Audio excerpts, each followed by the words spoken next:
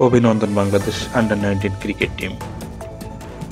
১ বছর আগে সংযুক্ত আরব আমিরাতকে হারিয়ে প্রথমবারের মতো অনূর্ধ্ব-১৯ এশিয়া কাপের শিরোপা জিতেছিল বাংলাদেশ।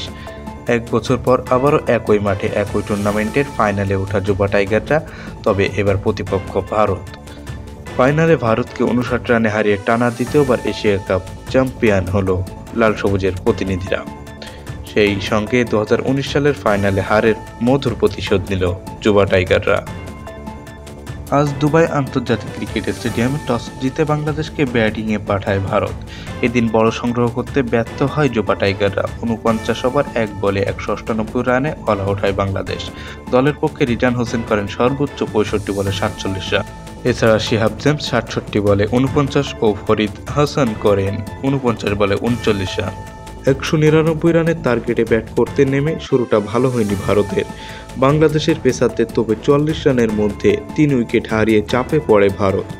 আয়ুষ মাহোত্রি ১, বৈভব সূর্যবংশী ৯ ও অ্যান্দ্রে সিদ্ধার্থ ২০ রান করে সাজ করে ফিরে যান।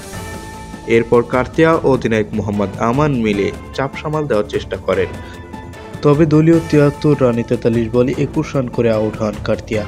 তার বিদায়ের পর দ্রুতই আরও ৩ উইকেট হারিয়ে ধুঁকতে থাকে ভারত। হরবংশ পাঙ্গালিয়া ৬, কিরণ চেরমাল ১ ও রানের খাতা খোলার আগেই ফিরে যান নিখিল কুমার।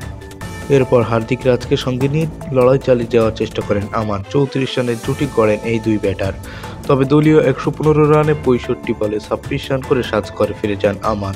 এর দ্রুতই আরও ২ উইকেট হারিয়ে ৩৫ ওভারে ২ বলে ১৩৯ রানে গুটিয়ে যায় ভারত।